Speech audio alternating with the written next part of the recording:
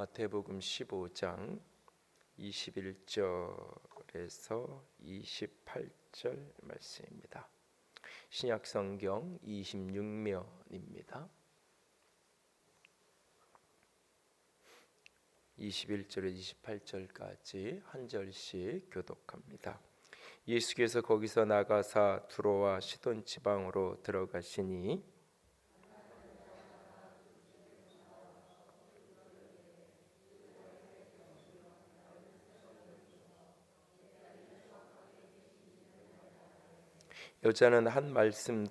예수는 한 말씀도 대답하지 아니하시니 제자들이 와서 청하여 말하되 그 여자가 우리 뒤에서 소리를 지르오니 그를 보내소서.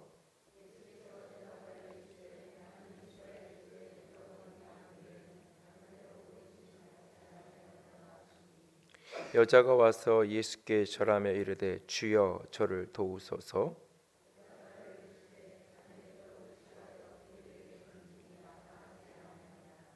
여자가 이르되 주여 올소이다마는 개들도 제 주인의 상에서 떨어지는 부스러기를 먹나이다 하니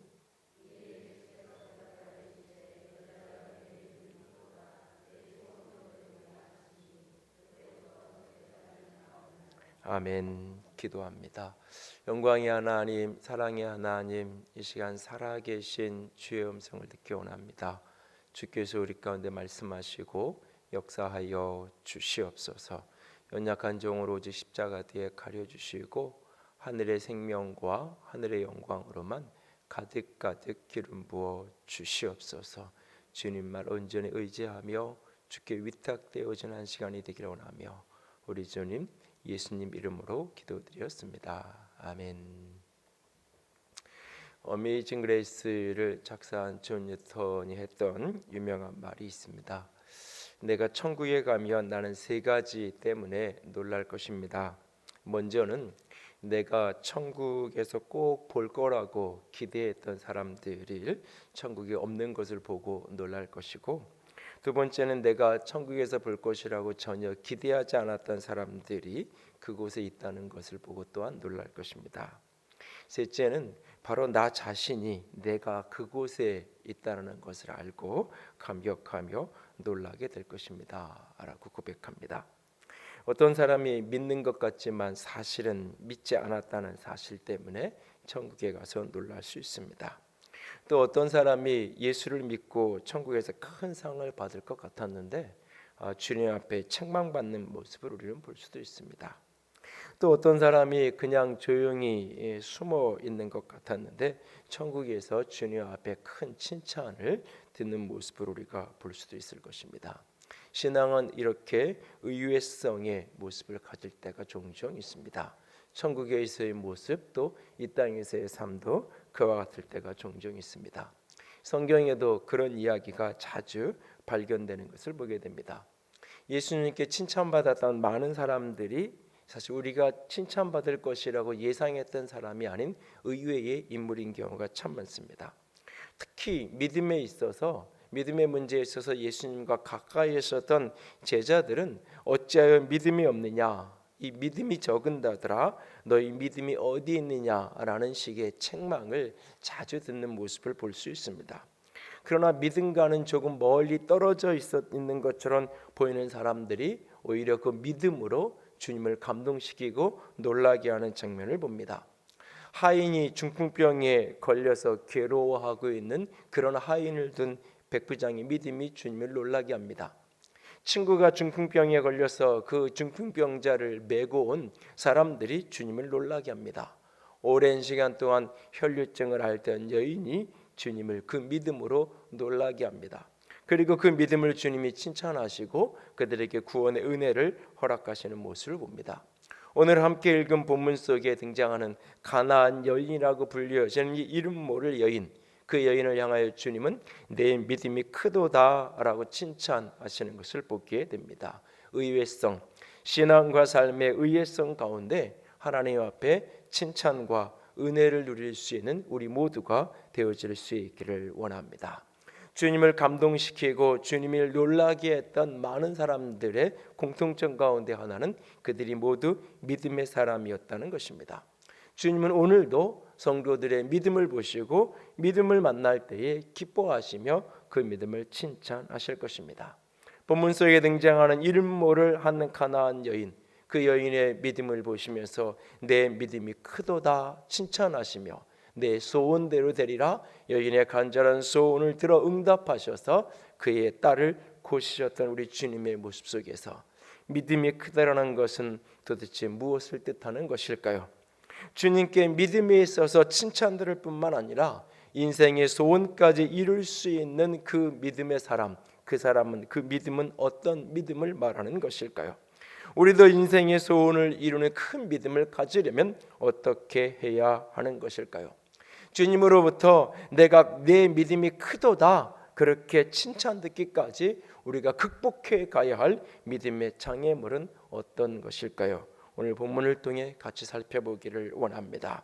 장애를 극복하는 믿음, 믿음으로 소원을 이루어가는 그 큰 믿음은 어떤 믿음인가요? 첫 번째로 그 믿음은 상황과 사람의 냉대를 극복하는 믿음입니다. 때로는 상황 때문에, 형편 때문에, 때로는 사람 때문에 만나는 그 장애와 냉대를 믿음으로 극복해 가는 것, 그것이 바로 믿음입니다. 여인은 딸아이가 귀신 들려 있는 그 상황, 가나안 여인이라 불리어지는 이름 모를 초라할 인생의 형편, 사람들의 조롱 섞인 거절까지 그녀를 둘러싼 상황은 냉대로 가득했습니다. 그러나 그녀는 멈추지 않는 믿음의 여정을 떼어가는 모습을 보게 됩니다. 오늘 본문 21절과 22절을 보면 오늘 예수님께서 들어와 시돈 지방에 들어가실 때에 가나안 여자 하나가 그 지경에서 주님께로 찾아 나왔다라고 말합니다. 가나안 여자 하나가, 마가복음 7장의 본문의 병행 구절에 보면 이 여인을 가리켜서 헬라인이요 수로보니게 족속이었다라고 말하고 있습니다. 이 수로보니게, 수로라는 말은 요즘 쓰는 언어로 말하면 시리아고 보니게는 페니키아, 그래서 이 지중해 연안의 지역에 있었던 지금의 현대로 이야기하면 레바논 정도의 위치 정도, 그쪽 출신의 여인이었을 것입니다. 이스라엘 백성이 아닌 이방 여인, 그래서 뒤에 내용 속에서도 이방인으로서 소외되고 외면받아야 될 그런 처지에 놓여 있었던 이 여인, 남편은 있는지 없는지, 다른 자녀는 있는지, 부모는 어떤지, 이웃은 얼마나 있는지 이를 모를 이 초라한 여인의 인생의 쓰라림, 이 여인에게는 딸아이가 흉악하게 귀신 들린 고통을 담고 있는 것을 보게 됩니다. 여인은 주님을 향하여 내 딸이 흉악하게 귀신 들렸습니다 라고 고백합니다. 마가복음 7장 25절에 보면 더러운 귀신 들린 어린 딸을 둔 한 여자가 라고 말합니다. 이 여인을 가리켜서 더러운 귀신 들린 한 여자라고 불려주고 있어요. 그 자녀들이 잘나고 멋있으면 누구누구의 엄마, 누구누구의 아빠라고 불려주는 게 때로는 자랑이 되기도 하지만 더러운 귀신 들린 아이의, 어린 아이의 엄마라고 불려줘야 하는 것이 이 여인의 인생이었습니다. 어찌할 수 없는, 더러운 귀신 들렸다는 그 말은 인간의 능력과 인간의 힘으로 이 문제를 해결할 수 없는 한계 상황 속에 이 여인은 그 모든 고통이 다 자기 탓인 양 그 귀신 들려 고통받는 딸아이를 보면서 늘 괴로워했을 것입니다. 아파하는 딸을 바라보면서 그 딸의 고통 때문에 아파할 뿐만 아니라 그 모든 고통이 다 내 잘못인 것 같고 내 죄인 것 같아 가슴을 쥐어짜야 하는 날들이 수없이 있었을 것입니다. 우겨쌈을 당하고 답답한 일을 당하고 박해를 받고 거꾸로 뜨림을 당해야 하는 상황, 그것이 바로 이 여인을 둘러싸고 있는 상황이었습니다. 그런데 바로 그런 상황 속에서 주님을 찾았지만 그는 조롱 섞인 냉대만을 받아야 했습니다. 주님을 향하여 나를 불쌍히 여기소서 소리칩니다. 그럼에도 불구하고 주님은 그 앞을 그냥 그렇게 지나가십니다. 지나가시는 그 주님의 뒷모습을 보면서 계속해서 나를 불쌍히 여겨달라고 여인은 소리칩니다. 그때의 제자들이 예수님께 말합니다. 예수님, 그 여자가 아까 소리 지르는 거 보셨잖아요. 그 더러운 귀신 들린 딸아이를 가진 그 엄마 있잖아요. 계속해서 저렇게 우리 뒤에서 소리 지르고 있습니다. 주님 좀 어떻게 좀 보내버리십시오. 주님 어떻게 좀 고쳐주십시오. 저렇게 간절하게 부르짖는데 주님 이대로 그냥 가시면 안 되잖아요. 좀 어떻게 좀 해결해 주십시오. 이게 아니라 저 뒤에서 저렇게 소리 지르고 있는 저 여자 주님 좀 보내버리십시오 라고 이야기하는 겁니다. 믿으려면 곧게 믿어야지 왜 저렇게 촌스럽게 한 번 기도했으면 된 거고 한 번 말해서 주님이 듣지 않으시면 이유가 있는 거지 왜 저렇게 소리 지르고 주변 사람들 피해줘 가면서 저런가. 사람들의 냉대와 박대만이 그 앞에 놓여 있을 뿐입니다. 그날 맹인 바디메오도 마찬가지였습니다. 주님이 지나가신다는 소문을 듣고 주님을 향하여 나를 불쌍히 여겨달라고 소리쳐보지만 사람들은 말합니다. 조용하라고. 마가복음 10장 48절 말씀 다 같이 읽습니다. 많은 사람이 꾸짖어 잠잠하라 하되 그가 더욱 크게 소리질러 다윗의 자손이여 나를 불쌍히 여기셔서 하는지라. 꾸짖어 잠잠하라, 조용해라. 나를 둘러싸고 있는 형편과 상황만이 나를 냉대하는 것뿐만 아니라 그 상황 속에 등장하는 사람들조차도 나를 차가운 시선으로 바라보고 있는 그 현실, 그럼에도 불구하고 주님을 향하여서 주 다윗의 자손이여 나를 불쌍히 여기소서 내 딸이 흉악하게 귀신 들렸나이다 라고 자신이 냉대받고 열악한 삶의 현실을 그대로 정직하고 솔직하게 주님 앞에 쏟아내고 부르짖는 것, 그것이 바로 믿음입니다. 어둠에 질른진 상황 속에서 사람들의 냉대 속에서도 멈추지 않고 주님을 향하여 부르짖는 것, 그것이 믿음입니다. 여인은 멈추지 않았습니다. 예수님이 저 앞에 올 때뿐만 아니라 내 앞을 지나갔을 때뿐만 아니라 나를 지나가시는 그 예수님의 뒷모습을 보면서도 사람들의 따가운 눈총과 따라온 시선에도 불구하고 여인은 소리쳤어요. 주 다윗의 자손이여 나를 불쌍히 여기소서 내 딸이 흉악하게 귀신 들렸나이다. 많은 사람들은 나를 좀 불쌍히 여겨주세요. 그리고 뒤에 얘기는 조그맣게 해요. 누가 들으면 창피하고 누가 들으면 수치스럽다고 여기니까 내 딸이 흉악하게 귀신 들렸습니다. 이 얘기는 말하고 싶어 하지 않아요. 주님이 그냥 아시잖아요. 나를 불쌍히 여기셔서 이 말만 하면 될 거라고 생각해요. 그러나 이 여인은 자신의 삶의 문제를 그대로 주님 앞에 드러내고 있습니다. 상황이, 사람들이 나를 냉대하는 그 순간에도 여전히 주님을 향한 부르짖음을 멈추지 않는 것, 그것이 믿음입니다. 사면초가라고 하는 말이 있죠. 이 사면초가라고 말할 때 이 초가는 초가집을 뜻하는 게 아닙니다. 사면초가라고 할 때 이 초가는 초나라 노래라고 하는 뜻이죠. 추패양 항우가 한나라 왕 유방의 공격을 받아 포위를 받았을 때에 군사는 격감하고 군량마저 떨어져 나가는 한밤중에 사면으로부터 초나라 노랫소리가 들려오기 시작하는 것입니다. 그러자 많은 수의 아군이 항복하고 적군이 되어서 자기 고향의 노래를 부르는 것을 해석한 초나라의 군사들은 전의를 상실하고 앞다투어 도망가기 시작합니다. 거기서 나온 게 사면초가, 사방에 빈틈없이 적으로 포위되어 있는 고립무원의 상태를 뜻하는 거죠. 인생을 살다 보면 종종 이런 상황을 직면할 때가 있지 않나요? 도대체 길이 없어 보이는 순간, 앞이 보이지 않는 순간, 딸아이는 귀신 들렸고 도와줄 사람은 없고 홀로 버려진 내 존재의 내면 깊은 곳에서부터 고통의 신음소리는 밀려오고 모두가 자신을 반대하는 적들로만 보이는 그런 상황, 다 냉대할 뿐인 그러는 상황, 자신의 전 존재가 상황에 눌려 신음할 수밖에 없는 그런 상황을 혹 살면서 만날 때가 있지 않나요?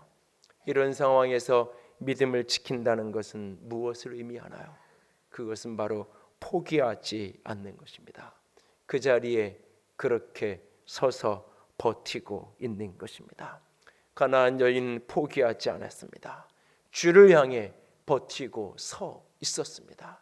흉악한 귀신 들린 딸아이를 가진 자신의 상황적 냉대에도 불구하고 제자들, 소위 믿는 사람들이라고 이야기하는 그들의 따가운 시선에도 불구하고 그는 그 자리에 그렇게 서 있었습니다. 그리고 그는 소리칩니다. 나를 불쌍히 여기소서, 나를 불쌍히 여기소서. 내 딸이 흉악하게 귀신 들렸나이다. 상황이 호전되지 않습니다. 사람들은 침묵을 강요할 뿐입니다. 그래도 예수님의 뒷모습을 향해 여전히 소리칩니다. 그것이 바로 믿음입니다. 오늘 어떤 상황 속에 눌려 있나요? 흉악한 귀신 들려 방황하는 자녀들로 인해 피눈물이 흐르나요? 사방으로 우겨쌈을 당하고 답답한 일에 숨 쉴 곳이 없나요?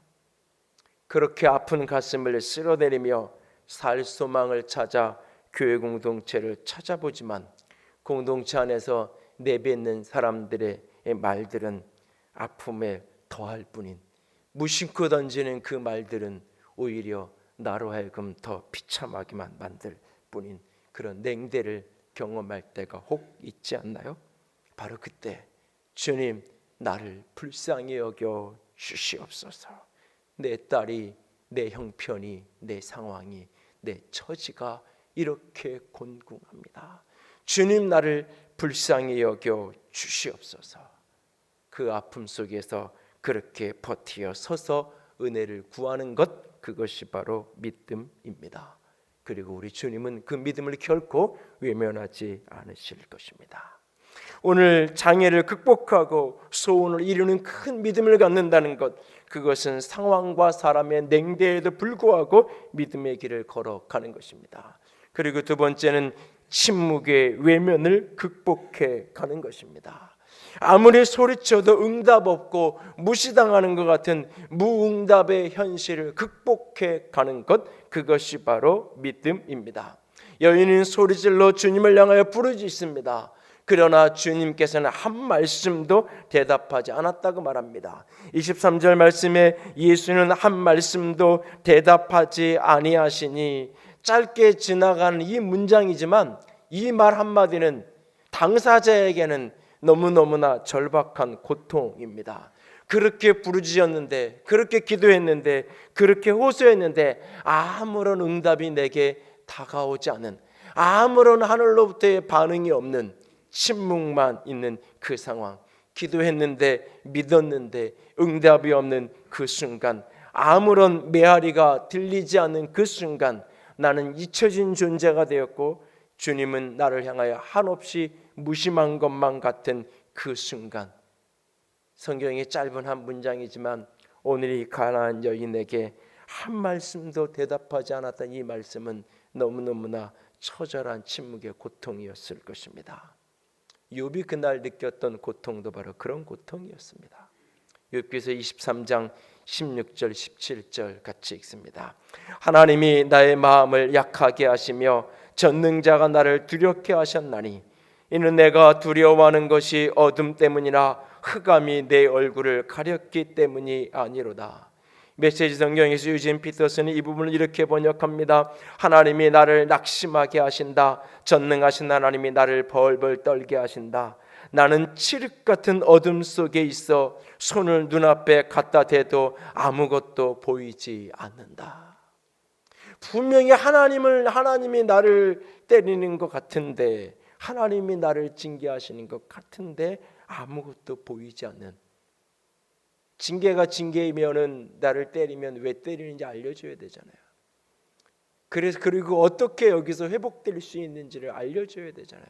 무엇 때문에 너는 지금 이런 고통을 당하고 있는 것이고, 이 고통에서 헤어나려면, 벗어나려면 이렇게 하면 된다라고 이야기해 줘야 되는 거잖아요.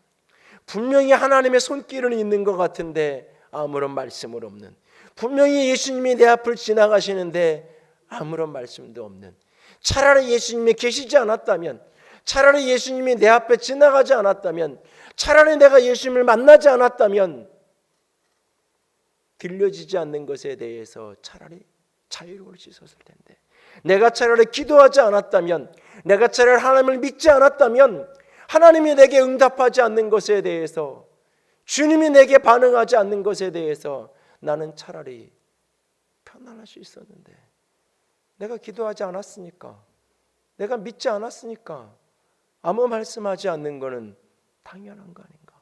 나는 믿었고, 나는 기도했고, 나는 찾았고, 그런데 그분은 내게 아무 말씀도 없는 그 무심한 현실, 나는 잊혀진 존재인 듯, 무가치한 존재인 듯 버림받는 느낌이 밀려오는 그 순간, 주님이 가던 길을 멈추고 한마디 말을 내뱉습니다.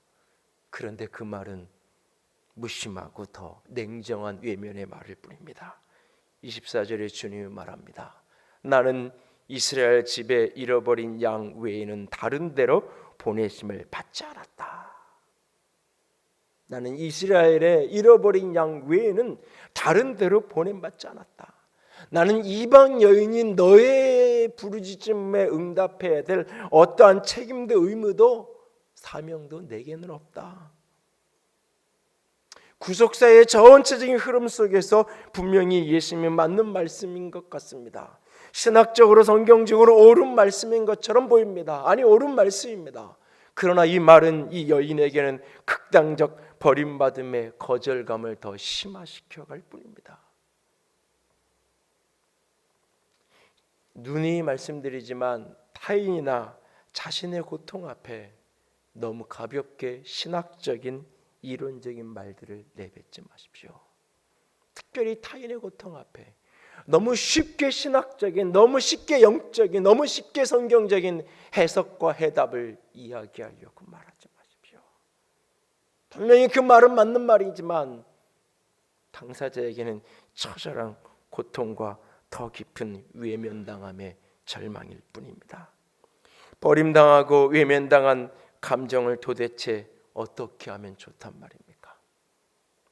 그런데 이 여인은 침묵과 거절의 그 건너편에 마침내 우리 주님이 내 기도에, 내 부르짐에 응답하실 것이라는 믿음을 조금 더 흔들림 없이 여전히 그렇게 거기에 서서, 아니, 주님께서 한 말씀도 하지 않았던 그분이, 그렇게 지나가시던 그분이 걸음을 멈췄다는 것이 여인에겐 중요한 거예요. 한 말씀도 안 하셨던 그분이 비록 나를 더 고통스럽게 하는 말이라 할지라도 말을 떼기 시작했다는 게 이 여인에겐 중요한 거였어요. 그래서 멈춰서 있는 그 예수님을 향하여 내달려갑니다. 그리고 그 앞에 엎드려 절합니다. 그러면서 외칩니다. 주여 저를 도우소서. 주여 저를 도우소서. 그런 침묵과 외면과 거절과 버림받음의 아픔 속에서도 그는 그렇게 말합니다. 주여 나를 도와 주시옵소서. 그날 귀신 들려서 거품이 물기도 하고 쓰러지기도 하는 그런 아들을 두었던 그 아버지가 예수님의 제자들에게 찾아가서 이 아이를 고쳐달라고 호소하고 믿음으로 부르짖어 보았지만, 제자들이 손을 얹고 기도하고 축사해 보았지만 아이는 온전케 되지 않는 그 현실 앞에서 예수님 할 수 있다면 내 아이를 좀 고쳐주십시오라고 말했을 때 주님은 할 수 있거든, 이가 무슨 말이냐, 믿는 자에게 능히 하지 못할 일이 없느니라. 너무너무나 정확한 말이고 너무너무나 맞는 말이지만 당사자에게는 너무나 처절한 고통인 말. 여러분 이 경험을 해본 적이 있어요? 인생의 가장 그리스도인에게 절망스러운 고통 속에 가장 아픈 말 중에 하나가 뭐냐면 믿음은 능치 못한 일이 없어. 믿으면 돼. 나는 믿는데. 나는 분명 믿고 있는데 내 현실은 전혀 변하지 않고, 나는 분명 믿고 있는데 도대체 무엇이 잘못된 건지 내게는 아무런 응답이 없는 그 현실 앞에서 분명히 믿어서 제자들에게 데려왔고, 분명히 믿어서 제자들이 기도했고, 분명히 믿고 지금 주님 앞에 고쳐달라고 하는데 할 수 있거든요. 무슨 말이냐, 믿는 자에게 능치 못함이 없다라고 말할 때 이 말은 분명히 성경적으로 신학적으로 맞는 말이지만 당사자에게는 너무너무나 고통스러운 이야기예요. 그 순간 이 아버지는 말합니다. 예, 맞습니다. 주님 내가 믿습니다. 그런데 나의 믿음 없는 것을 좀 도와주십시오. 내가 믿는데 믿음이 없습니다. 내 믿음 없는 나를 좀 도와주십시오. 그것이 믿음입니다. 응답 없는 침묵 속에, 무심함에 거절당하는 것 같은 그 속에도 기도를 포기하지 않고 계속 구하는 것이 믿음입니다. 응답 없는 기도로 인한 침묵에 외면당한 아픔을 정면으로 직면하면서 다루었던 필리비안 씨는 하나님 당신께 실망했습니다 라고 하는 책의 첫 장을 엘리 딜라드의 시를 인용하는 것으로 시작합니다. 어두운 바깥에 앉아 있지 않아도 됩니다. 하지만 별을 보기 원한다면 어두움이 필요합니다. 비록 별은 어두움을 필요로 하지도 요구하지도 않지만, 그렇습니다. 인생의 깊은 침묵과 어두움 속에 절망하고 포기해서는 안 됩니다. 왜냐하면 어두움이 깊을수록 우리는 더 많은 별을 보게 될 것이기 때문에, 인생의 어둠이 깊을수록 우리는 하나님을 더 깊이 체험하고 만나게 될 것이기 때문에, 그래서 필리비안 씨는 엘리 딜라드의 시와 함께 시편 43편 23절 24절을 인용하며 그의 책을 시작합니다.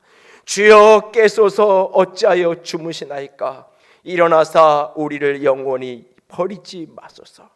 어찌하여 주의 얼굴을 가리우시고 우리 고난과 압제를 잊으시나이까? 나의 하나님, 나의 하나님, 어찌하여 나를 버리셨나이까? 십자가의 처절한 어두움 속에서 그 아들이 아버지를 향하여서 부르짖고 있는 그 순간에 그 외침이 떠오르게 하는 그 외침입니다. 나의 하나님, 나의 하나님, 어찌하여 나를 버리셨나이까? 버림받은 고통 속에서, 그러나 그 아들은 아버지를 향한 믿음을 버리지 않았습니다. 그래서 이렇게 기도합니다. 아버지, 내 영혼을 아버지께 부탁합니다. 외면당하는 현실, 침묵하는 현실 속에서도 부르짖음을 포기하지 않는 것, 멈추지 않는 것, 그것이 믿음입니다. 그리고 그 믿음은 그 어둠을 넘어 3일 만에 십자가 넘어 부활의 영광으로 거두는 것을 우리는 봅니다.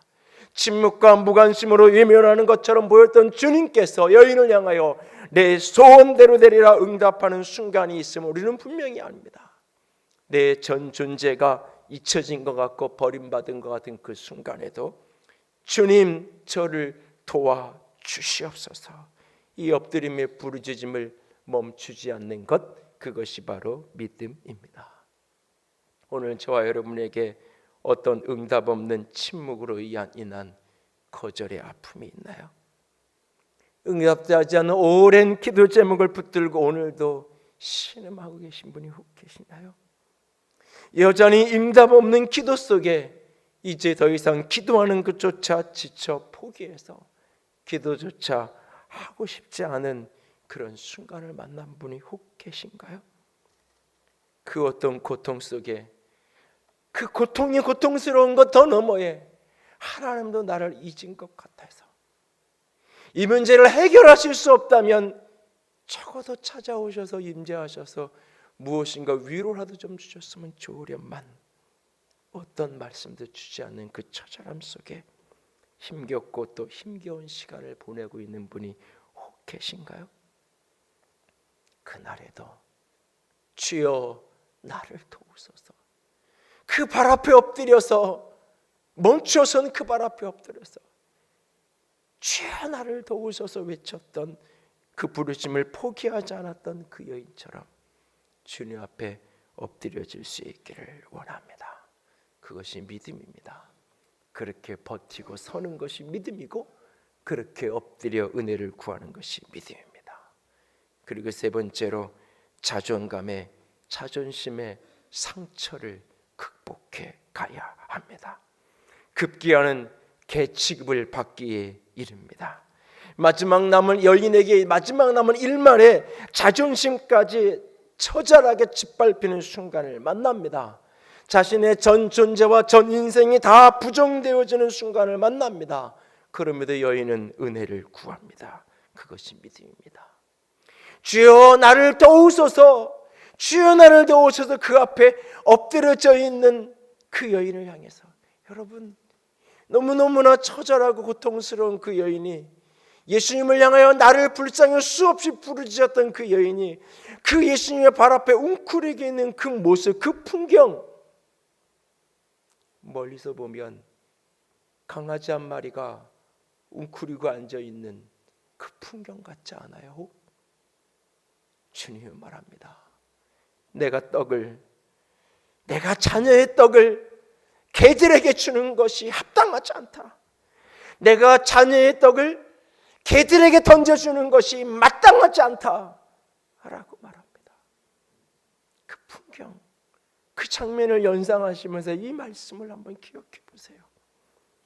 급기야는 개, 돼지 칩을 받고 있는 그 순간, 그런데 그 말이 다른 누구도 아니고 예수님의 입에서 나온 그 말, 너는 안 돼, 너는 그런 놈이야, 네가 뭘 안다고. 처절하게 짓밟혀지는 것 같은 그 순간, 이렇게까지 내가 비굴하게 하나님께 기도해야 되나? 이만큼 기도했으면 하나님도 일하셔야지. 이만큼 내가 하나님께 엎드렸으면 하나님도 나에게 뭔가 보여주시고 들어주셔야지. 나도 자존심이 있는 사람인데 내가 도대체 언제까지 참고 언제까지 기다리고 언제까지 엎드려져 있어야 한다는 것인지, 응답되지 않는 기도의 끝자락에서 이 속에서부터 이해할 수 없는 분노가 치밀어 올라오면서 일말에 내 남은 자존심이 기도를 포기하게 만들고 하나님을 향하여 어긋장을 놓게 만들고 있는 바로 그 순간, 이 여인은 그 앞에 엎드립니다. 주여, 올소이다마는 개들도 제 주인의 상에서 떨어지는 부스러기라도 먹습니다 라고 여인은 말합니다. 여자는 이 순간에 말합니다. 그 개도 주인이 있잖아요. 주인이 있는 강아지는 결코 굶지 않잖아요. 주인이 있는 강아지는 부스러기라도 먹고 살잖아요. 주님, 당신은 내 인생의 주인이잖아요. 여러분, 이 여인이 주님께 했던 말 22절, 25절, 27절, 이 여인은 계속해서 말해요. 주 다윗의 자손이여 나를 불쌍히 여기소서. 주여 저를 도와주시옵소서. 주여 올소이다마는 개들도 주인의 상에서 떨어지는 부스러기를 먹나이다. 이 여인은 어떤 순간에도 예수님이 선하신 주인이라는 것을 믿었어요. 예수님은 내 인생의 주인이에요. 주인이면 당신의 종을 책임져야 돼요. 주인이면 당신의 백성을 지키는 게 마땅한 거예요. 주인이면 당신의 종이 부르짖고 호소하는 것에 응답하는 건 당연한 거예요. 개도 주인이 있다면 그 죄는 굶지 않고 부스러기라도 먹잖아요. 주님, 당신은 내 주인이잖아요. 내 인생의 주인이잖아요. 내 딸아의 인생의 주인이잖아요. 주님은 말합니다. 내 믿음이 크다. 내 믿음이 크다. 성경에 유일하게 그 믿음이 크다라고 칭찬받았던 여인, 그 믿음의 핵심이 무엇이냐? 예수를 주로 온전히 인정하는 믿음이에요. 내 상황과 사람에 의해서 냉대받는 그 현실에도, 아무런 응답이 없는 현실에도, 그 응답이 없는 그 순간, 그 끝자락의 이 속에서부터 내 남은 일말의 자존심이 치밀어 오르면서 내가 이런 수치를 당하면서 이런 부끄러움을 당하면서까지 내가 예수를 믿어야 되나? 내가 교회를 다녀야 되나? 내가 얼마나 헌신했고 희생했고 주님을 붙들었는데 내 인생은 왜 이렇게 오늘도 나락으로 떨어져야 되고, 내가 얼마나 내 자녀를 위해서 내 삶을 위해서 부르짖었는데 오늘도 내가 또 항해해야 되는 것은 이 수치고, 이 속에서부터 하나님을 향한 내 자존심이 분노가 되어서 치밀어 오는 그 순간, 그래도 주님 옳습니다. 부스러기라도 쓰레기라도 괜찮습니다. 개를 위해서 주인이 따로 만들어준 음식이 아니라, 따로 만든 개밥이 아니라 먹다 남은 쓰레기여도 괜찮습니다. 그거라도 나는 살 수 있습니다. 그 은혜만 있어도 내 딸아이는 살 것입니다. 그 믿음 주님이 그 여인을 일으켜 세우는 믿음. 나아만 장군이 그날 그랬습니다. 나병이라는 현실의 냉대와 외면 속에 자신의 전 존재와 인생이 부정되는 그 순간, 자기 집에 있는 한 이스라엘 출신의 전쟁 포로로 끌려왔던 한 여종을 통해 엘리사라는 선지자에 대한 이야기를 듣고 그 선지자를 만나러 갑니다. 적국의 국방장관이에요. 참모총장이 병이 들어서 선지자에게 기도받으러 왔어요. 근데 문 한 번 열어주지 않아요. 나와서 악수 한 번 해주지 않아요. 왜? 나병이니까. 나병 환자가 느끼는 그 거절감은 그런 거예요. 내 병이 옮을까 봐 선지자라는 사람이 문 한 번 열어주지 않네. 선지자라는 사람이 내 병이 옮을까 봐 무서워서 겁나서 세상 사람 다 나를 그렇게 취급해도 당신은 그러면 안 되는 거 아니냐고. 하나님의 선지자라며 분노가 치밀어 올라와요. 전해 오는 말은 저 요단강 가서 목욕이나 하고 가라고. 요단강에 가서 7번 씻고 깨끗해지라고. 이 말 같은 소리를 해야 목욕해서 이 나병이 씻어질 것 같으면 내가 얼마나, 내 고향 아람에 더 멋있는 강, 더 좋은 강물들이 얼마나 많은데 저 시궁창 같은 지저분한 요단강에 가서 나보러 목욕을 하라고. 열왕기하 5장 11절 12절에 나아만의 분노를 들여다보십시오. 같이 읽습니다. 나아만이 노하여 물러가며 이르되 내 생각에는 그가 내게로 나와서 하나님 여호와의 이름을 부르고 그의 손을 그 부위 위에 흔들어 나병을 고칠까 하였도다. 다메섹강 아바나와 바르바른 이스라엘 모든 강물보다 낫지 아니하냐. 내가 거기서 몸을 씻으면 깨끗하게 되지 아니하랴 하고 몸을 돌려 분노하여 떠나니. 이 분노의 핵심이 뭐예요?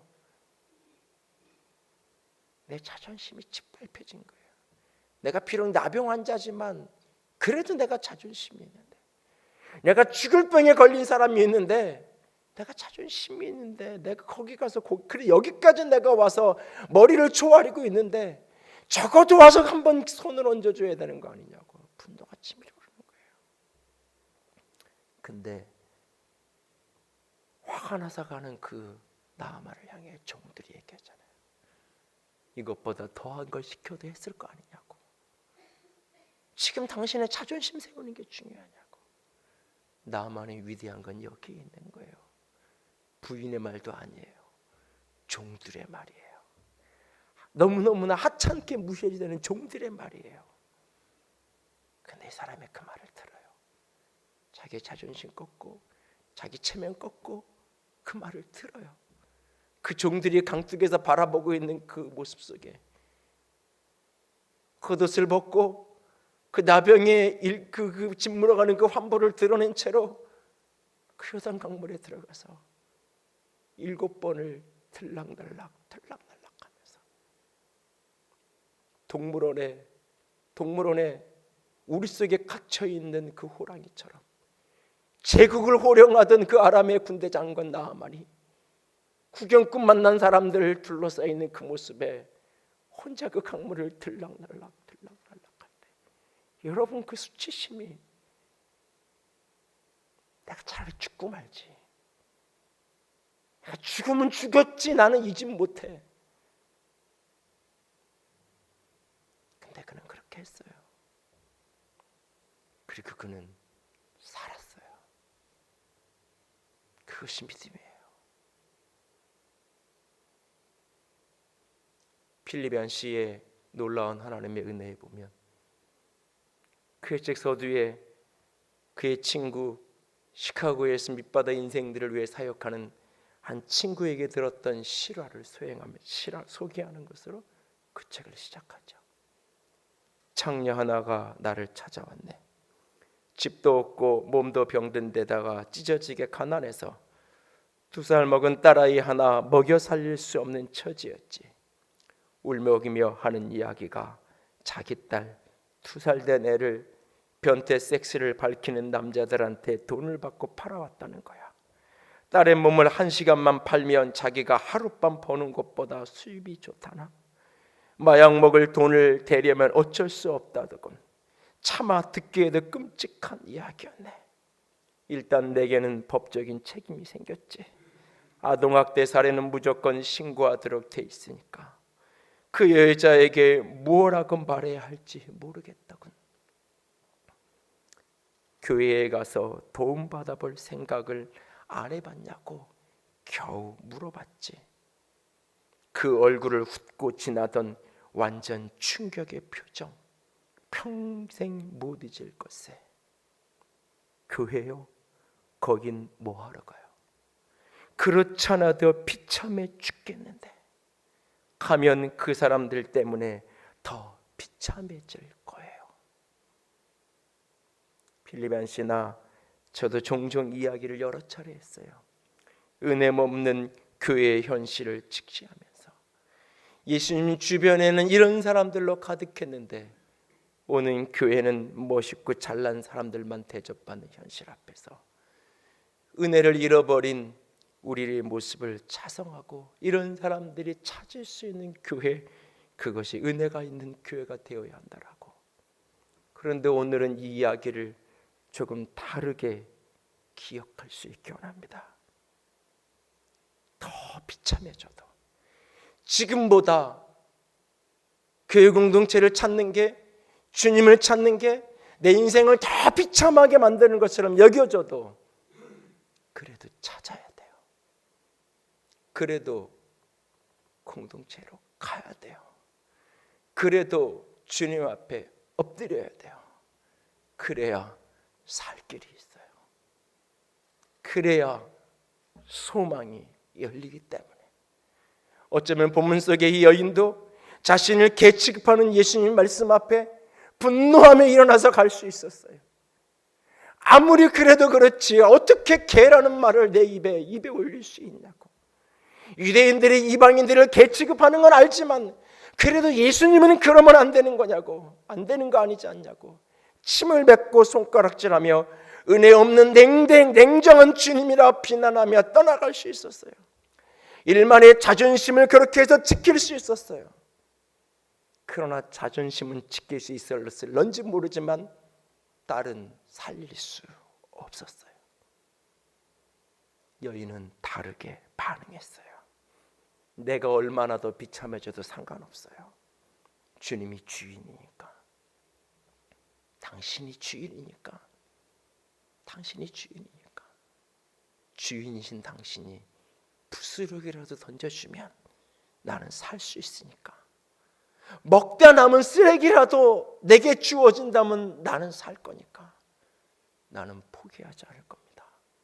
그 앞에 그렇게 웅크리고 엎드려져 있습니다. 주님은 그를 향하여 내 믿음이 크다 말씀하십니다.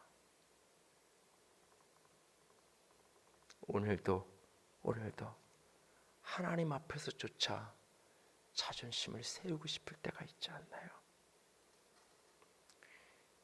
공동체 앞에 나를 위해 기도해 주십시오라고 기도 제목을 이야기할 때 너무너무나 수치스러울 때가 있지 않나요?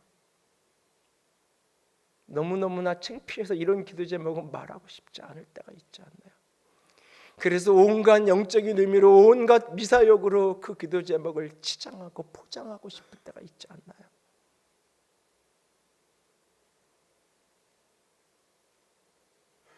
바로 그때에도 여전히 주 앞에 엎드려져 은혜를 구하는 것, 그것이 바로 믿음입니다. 나의 지나온 인생 전체가 부정되는 현실을 직면해도 하나님 앞에 엎드려 있는 것, 그것이 믿음입니다. 냉대와 외면과 상처 속에서 그럼에도 불구하고 주님은 나의 주님이고 주님은 선하신 분입니다. 그분이 그렇게 하셨다면 거기에는 나를 위해 깨닫게 하시는 것이 있기 때문입니다. 그것이 내게 선이요 그것이 내게 축복이기 때문입니다. 그러므로 오늘도 버티고 서서, 오늘도 엎드려서 부스러기라도 내게 주시옵소서. 그렇게 엎드리는, 그렇게 호소하는, 그 부르짖음을 멈추지 않는 저와 여러분이 될 수 있기를 원합니다. 주님이 여러분을 향하여서 여자여 내 믿음이 크도다 했던 것처럼 아무개야 내 믿음이 크도다 내 소원대로 이르리라 주께서 말씀하실 것입니다. 그리고 바로 그때에 그의 딸아이가 나았다라고 고침받았다라고 우리에게 말씀하십니다. 주님은 선하신 분입니다. 오늘도 어떤 냉대와 외면과 상처 속에서도 주님을 향한 믿음을 멈추지 않는 그 모든 장애를 극복하고 여전히 주 앞에 주님의 주님 되심을 인정하고 호소하고 부르짖는 믿음의 사람, 큰 믿음의 사람 저 여러분이 될 수 있기를 주님의 이름으로 부탁을 드립니다. 함께 찬양합니다. 세상 흔들리고 사람들은 변하여도 나는 주님만을 섬기겠습니다. 믿음 흔들리고 사람들을 주님을 떠나간다 할지라도 나는 주님만을 섬길 겁니다. 왜냐하면 주님의 사랑은 영원히 변하지 않을 것이고 주님의 나라는 영원히 쇠하지 않을 것을 나는 믿기 때문에 나는 주님만을 붙들고 걸어가겠습니다. 함께 찬양합니다. 세상 흔들리고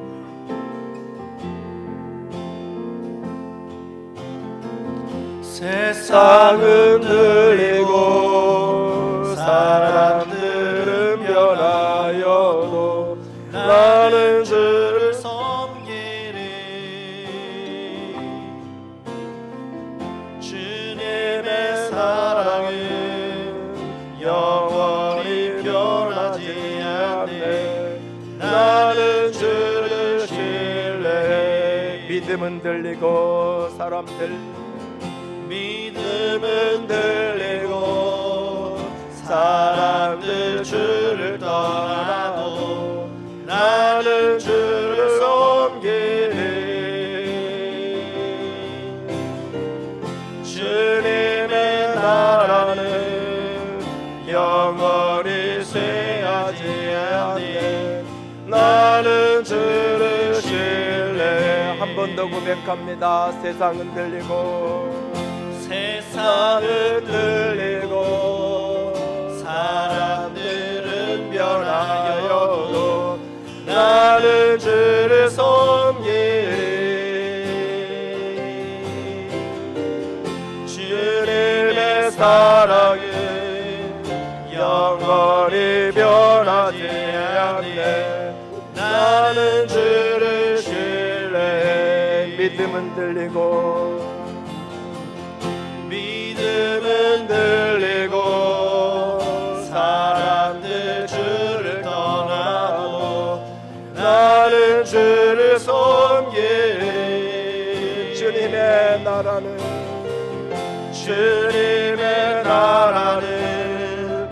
영원히 쇠하지 않네. 나는 주를 신뢰해. 오직 믿음으로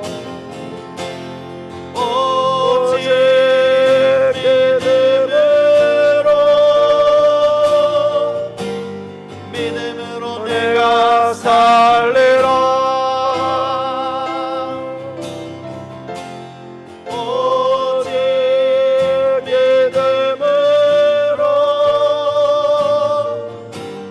믿음으로 내가 살리라. 오직 믿음으로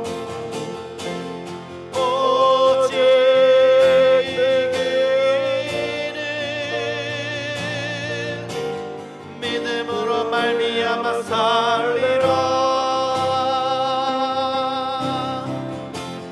오직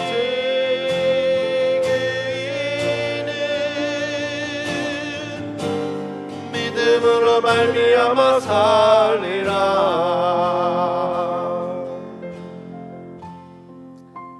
이 시간 함께 기도합니다. 주님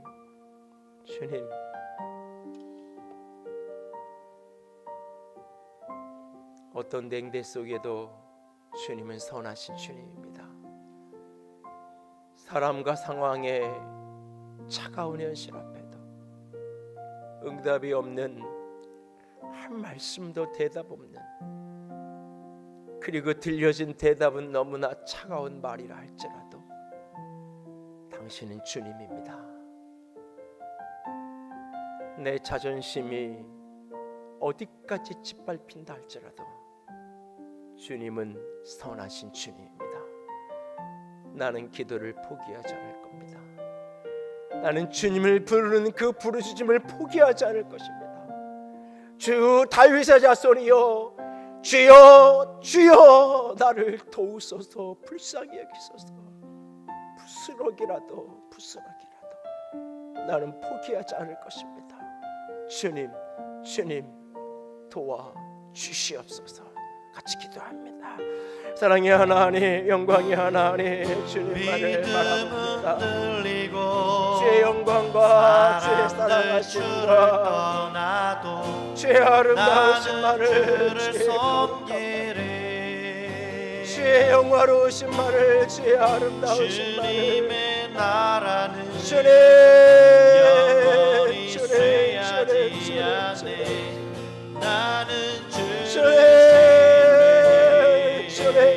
오직 주를 향한 믿음을 놓지 않겠습니다. 오직 주님을 향한 믿음을 포기하지 않겠습니다. 인생의 어떤 순간에도 어디까지 우겨쌈을 당하고, 어디까지 답답한 일 만나고, 어디까지 박해를 받고, 어디까지 버림을 당해도 주님 나는 포기하지 않을 것입니다. 나는 버티고 설 것입니다. 나는 엎드릴 것입니다. 나는 부스러기라도 좋사오니 은혜를 주시옵소서. 은혜를 구할 것입니다. 주여 은혜를 주시옵소서. 주여 도우시옵소서. 주여 간섭하시옵소서. 주여 일하시옵소서. 주여 역사하시옵소서. 주여 역사하여 주시옵소서. 아버지,